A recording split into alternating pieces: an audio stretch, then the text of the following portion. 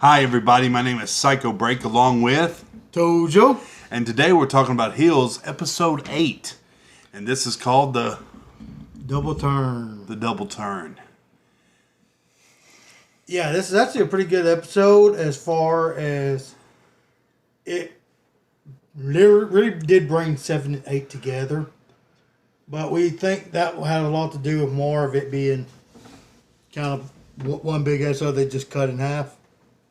Yeah, that's basically what I was thinking too. Is that this definitely seemed like this was originally probably going to be one big, almost an hour and 30-minute episode, and they cut it in half and made it a 2-part. Honestly. But this episode was actually really good. I will say the last episode didn't really do much for selling this one because this episode pretty much stood on its own. Oh, yes, it really did. The build-up was nice, though. That's one thing that I did like about this episode. The build-up was really good. And to me, I'm hoping to see a lot more of this in the future. But I'm hoping that it just gets better. You're always going to have some episodes that are better than others. This one definitely stands out for sure. Oh, yeah, it really does. One of my favorite parts about this episode is actually the fact that you got to see another flashback from whenever Jack and Ace were kids. And Ace was asking Jack, "Do you like me?" "No." "Why don't you like me?" "'Cause you're an aggravating little brat that always asks me, do I like you?" "I love you because you're my brother." "Why don't you like me?" "Look, I love you. We're family. It means I'm always going to be there for you. That's better than liking you." Yeah, and then isn't that when he grabs the gloves? Ace grabs the glove and basically Jack gets him into like a headlock kind of, and it pisses Tom off. Yeah. Tom really shows his favoritism on this because he immediately goes after Jack and starts pretty much bullying him. And says that he's not yours. Yeah, he says that. Yeah, that was. That was actually. Yeah, I mean, yeah, that was pretty kind of. So we kind of understand more why they are the way they are with how they grew up. Yeah. And Ace didn't mean nothing by it. As a kid, he actually told his dad to stop many times, and Tom The wasn't dad hearing just it. didn't listen. Yeah, Tom wasn't going to hear it. But to me, though, what made this episode stand out to you? Like, what made this episode stand out more than all the other episodes? I'm going to say, honestly, on the earlier episodes, you were seeing more of a domestic situation with Jack and his wife. They were starting to have a little bit of trouble with their marriage and stuff because of the DWL. And this episode, they're trying to work through some of that stuff. And they're trying to, in a way, coincide wrestling life with personal life.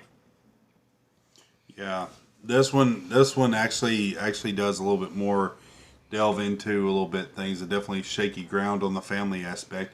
I don't think I saw the son in this one. No, we didn't. The son, I don't know what's up with that, but the son wasn't in this episode, if at all. I don't think it was, yeah.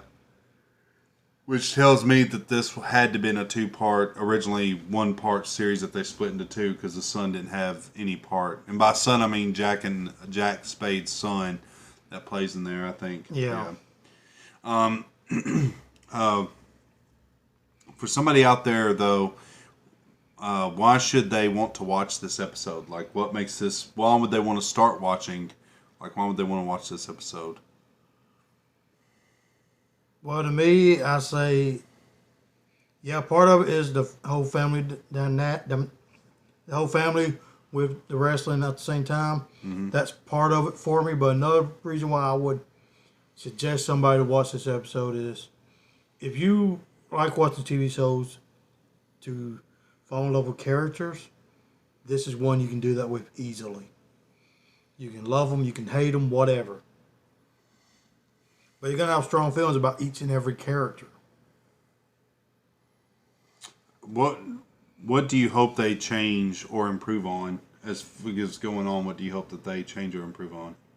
one thing I hope that they actually change is I would actually like to see more of the wrestling in there, because a lot of times when they're doing matches or something, you're only seeing maybe a minute, minute and a half or something like that of a match. At least do a good 2 or 3 minutes of the match.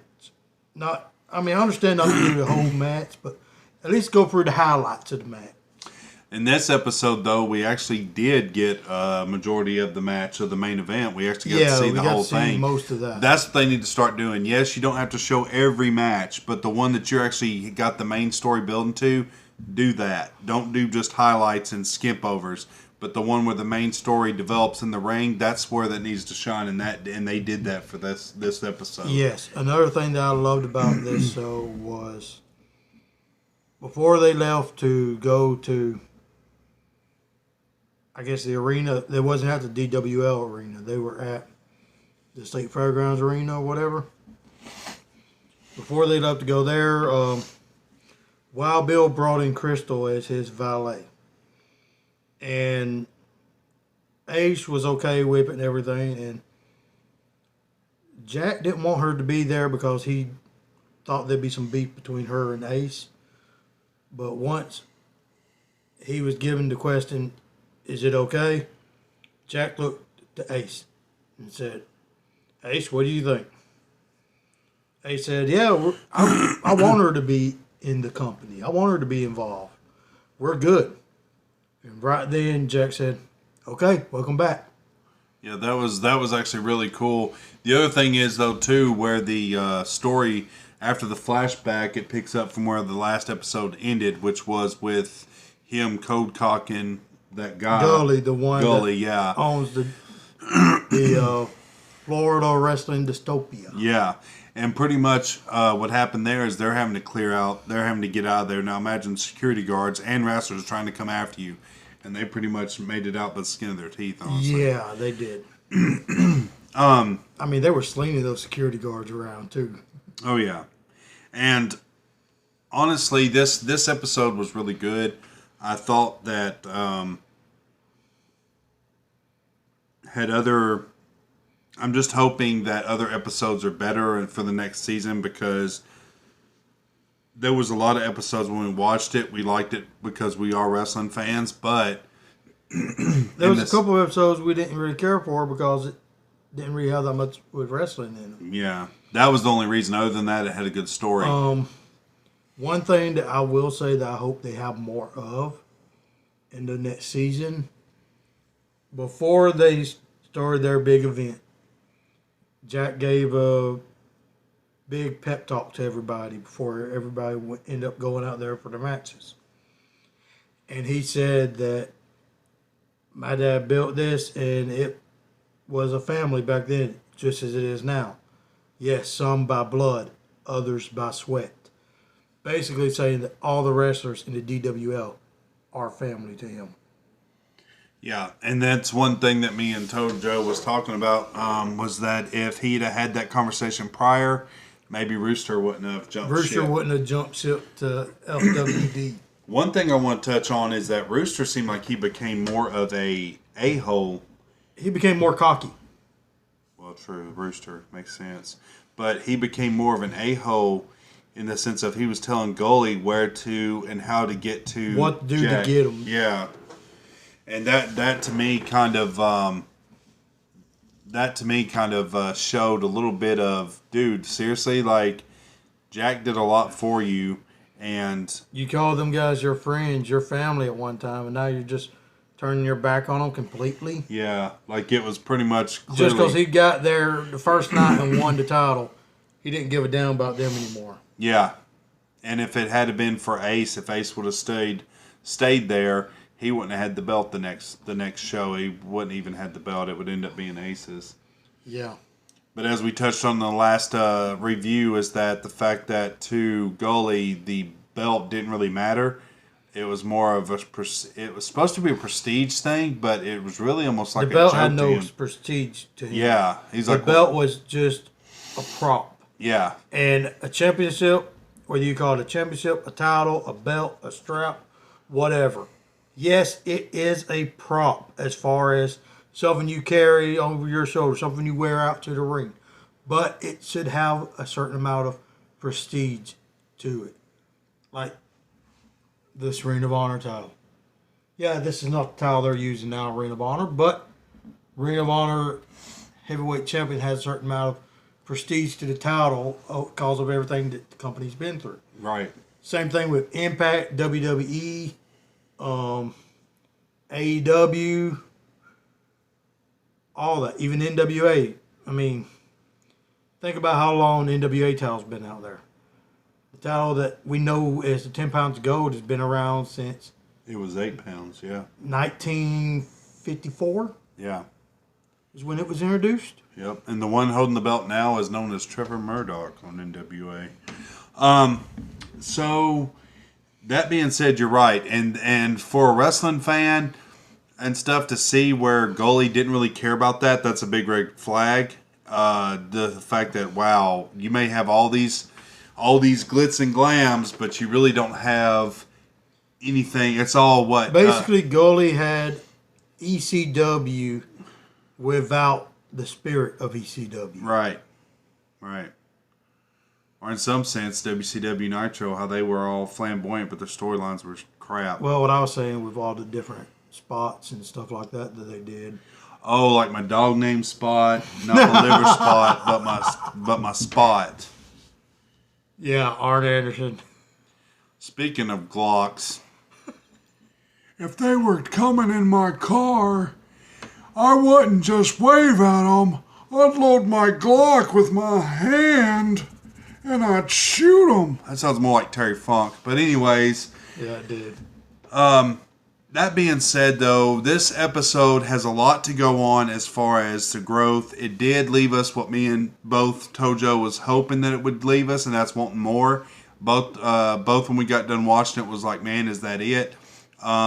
Because We wanted it to go on for another hour. Yeah, I mean, at least another 20 minutes. At least give us an epilogue, but it didn't give us an epilogue because it's still an ongoing series. I'm hoping that Starz keeps this because Starz has been known to cut things short with cliffhangers, i.e., if you have a chance to watch I'm Dying Up Here, it's about comedians. Anyways, that season 2 ends with a cliffhanger, and yeah, guess what? Not going to see it because the way it ended, and because they didn't get enough views. Or like what pissed me off with NBC. If you ever watched the, I can't even remember what the name of the show is now, but it's about Flight 828. Oh. And they cut off season, I think it was season 3, or might have been, yeah, it was season 3. They cut it off with a cliffhanger, then they decided not to renew. Netflix picked it up, and they're not going to end up making it into another TV series and add more shows, but they're going to make it a movie to where it goes off with the cliffhanger where you can find out what happened, which I think is what should have been done to start with. To be honest, though, if this does happen, if Starz says whatever with it, I do hope that Netflix picks this up. Yes. Because if they pick it up, binge watch City, bitch. Yeah, just look at what they did with Glow. People thought that was not going to be. You know a good what? one. That's something we need to watch. Even though you probably already watched it all, Yeah. we probably need to watch it so we can start doing reviews on that, and that'll be our next wrestling thing. If y'all think that's a good idea, because I haven't watched Glow. I know what it's about. I remember watching it because it had women wrestlers. I'm not gonna lie, I was a young kid watching it and stuff, and I did have my favorites that I can remember. Not really, I can't remember because I was a kid. I can't remember stuff when I was a kid. Remember Anyways, stuff nowadays, anyway. I forget what he's talking about. But anyways, yeah, so that could be something we touch on. The other thing we could start doing too, while we're talking about this, is probably doing a Cobra Kai review. Yes, I want to do that. That would be awesome. Figuring as which that They got a new season coming out December 30th. December's going to be busy because December we got the book of Boba Fett coming to Disney. We got the Matrix 4 coming December 21st, which I'm going to be all about. And then this November we got the new Dexter TV series. Yep, and What was it called again? Dexter season 7. Season 9. Yeah, what's this one going to be called? It's not it's just Dexter, it's something else. They used it as a catch title, but it's going to be called Dexter. Yeah. But it's going to be a limited series, which tells me that it's either that it may end up being shorter episodes, which that's going to piss me off. But Dexter usually came on every Sunday, and They have a lot of episodes. I'm okay with it being shorter on the episodes. I don't want it to be shorter on the episodes. I mean, oh, you mean longer episodes, but like longer episodes, like instead but of having shorter. like 13 episodes in a season, Yeah, like kind of have like 20 episodes in a season, but instead of each episode being 50 minutes, each episode be 30. I'd be okay with that. I think every episode was 30 minutes. Yeah, it was. I think so. No, it was pretty much about an hour long. Anyways, it came on every Sunday. But anyways, when this comes on, when Dexter comes on, it'll be time will fall back. And we will end up binge watching that. Yeah. We'll watch that and do reviews on it. Yeah, Dexter's going to be on Showtime, which means we won't be able to do much binge watching since we don't got Shameless to worry about. But yeah, episode 8, 1 through 5, I give it a 5. What do you give 1 through 5? I gotta say 5 is not enough. I gotta go with a 10 on that one. You know what? I'm about sick of your crap. I don't really care.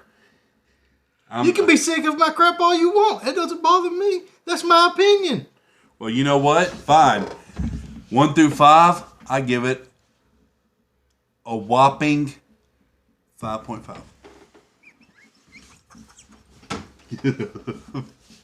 I give it a whopping 5.5, and I don't normally give 5.5s to just anything.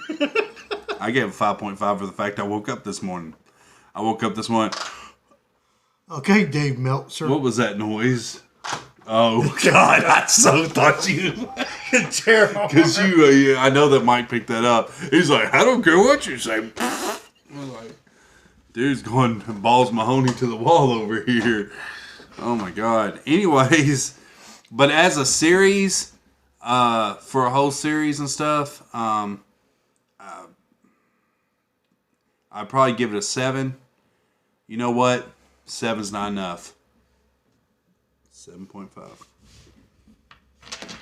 Anyway, everybody, we got this episode. We're gonna wrap this up, but Like a condom. if you check out later on, we're gonna end up premiering our other review of this episode that we did a little bit earlier, which is a lot longer And a lot more triggered. yeah. And it basically is also a little kind of a series review too, but Yeah. Yeah. We do a series review. All right, guys. If you like what you see here, be sure to rate, comment, subscribe, and as always, break every chain. yeah.